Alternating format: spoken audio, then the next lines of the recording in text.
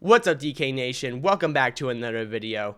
Last video we talked about my top 5 favorite controllers of all time. The controllers that had something to me personally that I loved and meant something to me. Whereas in this video we're going to be talking about my top 5 least favorite controllers of all time. These are the controllers that, while there's nothing wrong with them, they're not the most terrible controllers. They're controllers that have these small, annoying little things that I just don't like about them, and why I don't favorite them as much as other controllers that I played over the years. And so yeah, with that in mind, like I said in the last video, this is my opinion. Look, this is how I feel about these controllers, and if you feel differently, then by all means go ahead and make your own video. And yeah, just be respectful. It is my opinion, so don't go too harsh on me here, because there are going to be some that are going to be scratching a lot of people's heads here. And so without further ado, let's get to it. Starting out on number 5, and look, there's a reason why this one is so low, because, you know, it's very nostalgic for a lot of people, and I gotta respect the console that it came out of, so that's why it's so low. But it's the NES controller. And keep in mind, I have no nostalgia for this console. I have no nostalgia for this controller because I did not grow up with it. I didn't start playing video games until the PlayStation 1 era. And so going to play the NES in my adult life and playing with the controller, I do not like the feel of this controller. And it's just solely because of the square shape. It just does not feel comfortable in my hand. These edges do not feel comfortable whatsoever. The simplistic nature is fine. I don't mind the simple, you know, directional pad, the select, the start, the A and the B. I don't mind it. It's just the way that this controller feels in my hand why I don't like it so much. Like I said, it's so low right now because I understand and respect the legacy of the NES. But put away nostalgia aside for most people, I just don't like the way this thing feels in my hand, and that's why I had to put it down as my least favorite controller. And it's low, so please, NES people, don't bash me in the comments, please. Number 4 is a controller I think we can all agree on wasn't the greatest at the start, even with the improvements Nintendo try to implement. And I feel like this video is just gonna be lambasting a lot of Nintendo products because most of these controllers are Nintendo owned, and I'm not trying to lambast Nintendo. I know they try, but for me, I can't stand the Wii controller, the Wiimote, and the nunchuck. It's just, look, I know it was a very novel idea to do motion controls, and Nintendo, you know, made bank on it.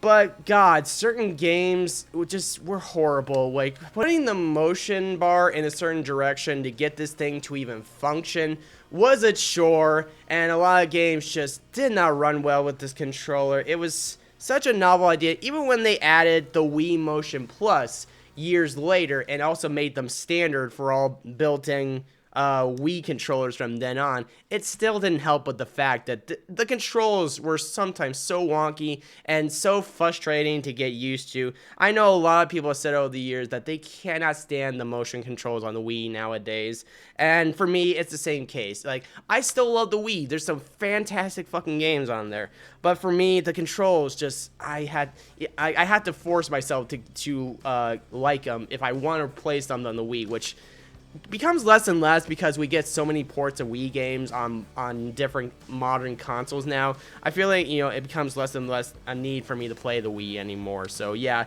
the Wii controller I just cannot stand.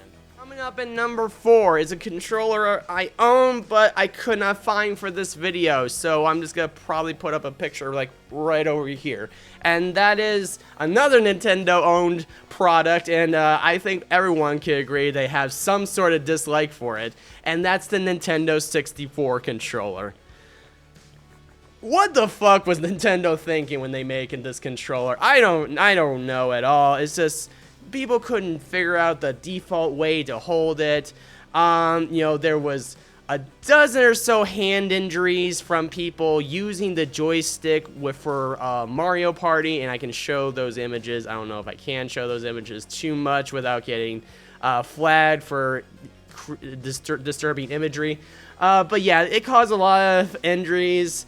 And even now, for like people that pick up a Nintendo 64 for nostalgia's sake, when you pick up a controller now with its joystick, a lot of them don't function well because it was so poorly built that eventually the bottom part of the joystick would just wear out, and it doesn't. And now it's just so loose and so garbagey now. I mean, you can pick up retro recreations of the controller, like basically like repo N64 controllers, and they function just fine, but it still doesn't help the fact that this controller is so weird to hold in your hands. The button layout is so weird, and you know, for the time, you know, it was fine, but nowadays people try to actively avoid using the Nintendo 64 controller, myself included. Like, again, thankfully a lot of N64 games usually get ported to the modern consoles that Nintendo has. I think there's like a lot of them on the Switch now. But yeah, this N64 controller was not a good controller. I'm sorry. Coming up on number 3, and look, I'm not saying these controllers are bad, but there's a controversy to them that I just can't get behind, and that is the Joy-Cons for the Switch. The Joy-Cons were a great idea in concept, and they function awesomely. Like the demo they showed off with the haptic feedback and everything that this thing can do with its motion controls. It's a great idea, and it works well. Why do I not like these controllers? One word. Well, actually 2 words. Joy-Con drift. Holy hell that Nintendo did not foresee this coming, didn't try anything to fix it, and they're still suffering from this whole ordeal. So for those that don't know what Joy-Con drift is, it's basically, eventually these controllers will drift, like just ever so slightly. In certain games, it feels like your camera or your character's moving without you actually doing anything.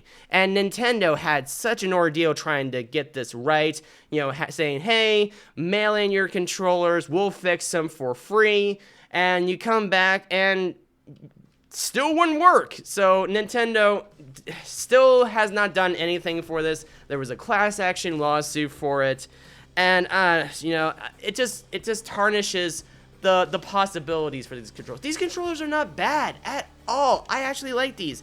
Apart from the fact I don't like the D-pad. I don't know why they went for a separate little D-pad here. Like, everyone's been begging Nintendo to make a different Joy-Con with a different D-pad, but Nintendo basically ignores people. And yeah, it's just the Joy-Con drift that ruins it for everyone. And that's why I have it at number 2. Honorable mentions, and this is why it's an honorable mention, because I know this controller is actually good. And that is the Xbox 360 controller. I know that this is basically the same model that Microsoft has been using for years, just with slight variations. Why do I not like it? This is very petty. I don't like the battery pack. I feel like it gets in the way when you're holding it. I know that sounds very petty, and that's why I have it as an honorable mention. It's not a top 5 thing. It's an honorable mention, but it just bothers me. I'm happy that Microsoft changed this, and to where right here I have, let me try to find it. We have like these controllers right now where it's blank slate. It has the battery built in now, and I'm happy they do that now because this is annoying. All right, the number 1 least favorite controller, and boy, I have a very hateful, mind of this controller. I just cannot stand this controller, and this is the PS3 controller. What a piece of crap. I don't know what Sony was thinking. Like, I know they were being very experimental with this controller, and it very much shows, because the 6-axis was a thing that was experimental, that was a big failure, and we all know the story behind that.